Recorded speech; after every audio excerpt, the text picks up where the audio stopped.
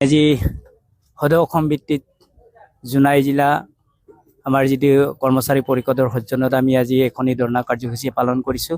ইয়াৰ মূলতে হৈছে আমাৰ NPS আৰু UPS ব্যৱস্থাটো আমাৰ কৰ্মচাৰীৰ সকলৰ মাজত যি আৰোপ কৰা হৈছে, এই আৰোপিত যি দুটা ব্যৱস্থা, এই দুটা ব্যৱস্থা আঁতৰাই আমাক পুনৰ OPS ব্যৱস্থাটোলৈকে ঘূৰাই আনিব লাগে।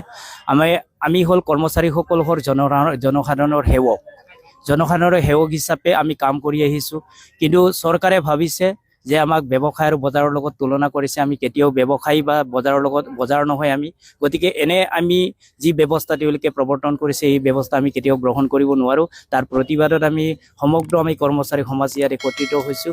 আৰু আজি আমাৰ CDC মহোদয়ৰ জৰিয়তে আমি মাননীয় মুখ্যমন্ত্ৰী মহোদয়লৈ আমাৰ যে এই প্ৰতিবাদ আমি তেখেতলৈ স্মাৰক পত্ৰৰ যোগেদি আমি প্ৰেৰণ কৰাৰ উদ্দেশ্যে আমি ইয়াত সমবেত হৈছোঁ।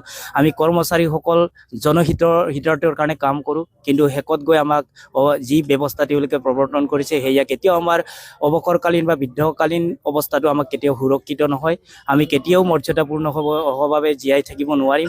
গতিকে আমি চৰকাৰক অনুৰোধ জনাব খুজিছোঁ, মাননীয় মুখ্যমন্ত্ৰী মহোদয়ক আমি আজি এই প্ৰতিবাদী সভাৰ জৰিয়তে আমি অনুৰোধ জনাব বিচাৰিছোঁ, আমাৰ কৰ্মচাৰীসকলৰ এই অৱসৰকালীন জীৱন সুৰক্ষিত কৰিবৰ কাৰণে তেওঁক শ্ৰদ্ধাৰে আমি অনুৰোধ জনাইছোঁ। আমাৰ ৰাজ্যিক কৰ্মচাৰীসকলৰ লগতে আমাৰ যিসকল আমাৰ কেন্দ্ৰীয় চৰকাৰৰ যি কৰ্মচাৰী আছে, সকলোৰে মাজত যাতে পুনৰ OPS প্ৰৱৰ্তন কৰি আমাক অৱসৰকালীন জীৱন সুৰক্ষিত কৰে, তাৰ কাৰণে আমি পুনৰবাৰ মাননীয় মুখ্যমন্ত্ৰী মহোদয়ক অনুৰোধ জনাইছোঁ। সেইখিনি আমাৰ আশা পূৰ্ণ কৰিব খেতে দক্ষ মুখ্যমন্ত্ৰী হিচাপে সেইখিনি নিশ্চয়কৈ বিবেচনা কৰিব বুলি আশাৰে আমি আজি প্ৰতিবাদী কাৰ্যসূচী আমি ৰূপায়ণ কৰিছোঁ। অসম কৰ্মচাৰী পৰিষদৰ যি নিৰ্দেশনা মৰ্মে জোনাই জিলা কৰ্মচাৰী পৰিষদেও আমাৰ জোনাই ৰাজহ চক্ৰৰ কাৰ্যালয়ৰ সন্মুখত 2 ঘণ্টা অৱস্থান ধৰ্মঘট পালন কৰি আছে। আমাৰ সদৌ অসম কৰ্মচাৰী পৰিষদে এক দীঘলীয়া আন্দোলনৰ কাৰ্যসূচী ঘোষণা কৰিছে। যোৱা 24 ডিচেম্বৰৰ পৰা আমি কাৰ্যসূচী পালন কৰি আহিছোঁ। আজি আমাৰ 29 তাৰিখে 28ৰ পৰা 30 তাৰিখলৈকে সমগ্ৰ অসমতেই এই অৱস্থান ধৰ্মঘট পালন কৰি আহিছে। আমি জোনাই জিলা কৰ্মচাৰী পৰিষদে আজি 29 তাৰিখটো দিনটোত আমি জোনাই ৰাজহ চক্ৰৰ কাৰ্যালয়ৰ সন্মুখত আমি ধৰ্ণাত অৱস্থান ধৰ্মঘট পালন কৰিছোঁ। আমি সকলো শ্ৰমিক কৰ্মচাৰী বিষয়া সকলো ইয়াত সমবেত হৈছোঁ। আমাৰ এটাই উদ্দেশ্য যে আমাৰ যিটো পুৰণি পেঞ্চন ব্যৱস্থা আছিলে, সেই পুৰণি পেঞ্চন ব্যৱস্থা ঘূৰাই দিব লাগে।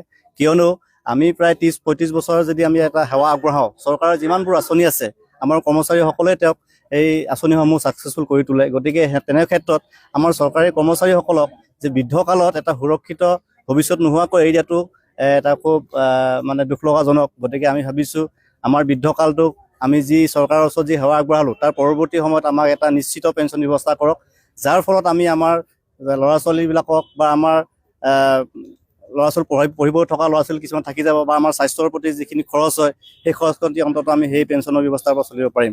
গতিকে চৰকাৰক আমি বাৰম্বাৰ অনুৰোধ কৰিছোঁ, আৰু পুনৰ আকৌ আজি এই গণতান্ত্ৰিক আন্দোলনৰ জৰিয়তে আমি অনুৰোধ জনাব বিচাৰিছোঁ যে তেওঁলোকে সেই পুৰণি পেঞ্চনটো ঘূৰাই দিয়ক আৰু কৰ্মচাৰীসকলৰ যি ভৱিষ্যত বা বৃদ্ধকালৰ যিটো নিৰাপত্তা, সেই নিৰাপত্তা প্ৰদান কৰক। গতিকে ছাৰ বাইদেউসকল, এয়া নিশ্চয় সদৌ অসম কৰ্মচাৰী পৰিষদ আৰু সদৌ অসম চৰকাৰী NPS কৰ্মচাৰী সন্থাৰ এটি বৃহৎ কাৰ্যসূচী।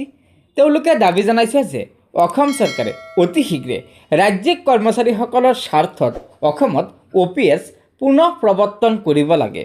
আৰু আশা কৰা হৈছে যে অসম চৰকাৰে এই বিধানসভা নিৰ্বাচনৰ পূৰ্বে চৰকাৰী কৰ্মচাৰীসকলৰ মুখ্য দাবী অসমত OPS পুনৰ প্ৰৱৰ্তন কৰিব লাগে বুলি যি দাবী জনাইছে, এই দাবী পূৰণ কৰাৰ বাবে অসম চৰকাৰে চেষ্টা কৰিব। গতিকে ছাৰ বাইদেউসকল, লগৰ বন্ধুবৰ্গক এই ভিডিঅ'টো শ্বেয়াৰ কৰি আজিৰ এই গুৰুত্বপূৰ্ণ খবৰটো জনাই দিব, আৰু নতুনকৈ অহা ছাৰ বাইদেউসকলে অনুগ্ৰহ কৰি আমাৰ এই চেনেলটো ছাবস্ক্ৰাইব কৰি ল'ব। ধন্যবাদ। জয় আই অসম।